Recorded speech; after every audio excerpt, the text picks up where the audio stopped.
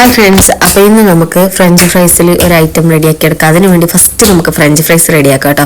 അപ്പം പൊട്ടറ്റോ ഇതുപോലെ നീളത്തിൽ സ്ലൈസായി മുറിച്ച ശേഷം അതിലേക്ക് ഇച്ചിരി മുളക് പൊടിയും അതുപോലെ തന്നെ ഇച്ചിരി ഉപ്പും കുറച്ച് വെളിച്ചെണ്ണയിലെടുത്ത് നല്ലോണം എല്ലായിടത്തും പിടിക്കാൻ വേണ്ടിയിട്ടൊന്ന് പെരക്കി കൊടുക്കാം.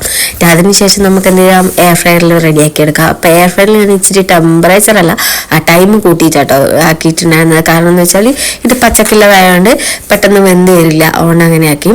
പിന്നെ ഈ ടൈം കൊണ്ട് നമുക്ക് എന്ത് ചെയ്താൽ ഒരു മയോണൈസ് റെഡിയാക്കാം. ഞാൻ എപ്പോഴും പാലിലാട്ടോ മയോണൈസ് റെഡിയാക്കുന്നത്. ഇന്ന് പാലില്ലാത്തതുകൊണ്ട് മുട്ടയിൽ റെഡിയാക്കി മുട്ടയും ഇച്ചിരി സൺഫ്ലവർ ഓയിൽ കുരുമുളക് പൊടിയും വെളുത്തുള്ളി ഇട്ട് അങ്ങനെ ആ ഫ്രഞ്ച് ഫ്രൈസിന് മുകളിലോട്ടേക്ക് ഒഴിച്ചു കൊടുക്കട്ടോ. ഫ്രഞ്ച് ഫ്രൈസ് ഇത്രയൊന്നുമല്ല ഉണ്ടായിരുന്നത്, കൂടി തിന്ന് തീർത്തിട്ടേ ഇത്രയുള്ളത്. അപ്പൊ അതിന്റെ മുകളിൽ ഒരു ചീസും കൂടി വെച്ച് കൊടുത്തിട്ടുണ്ട്.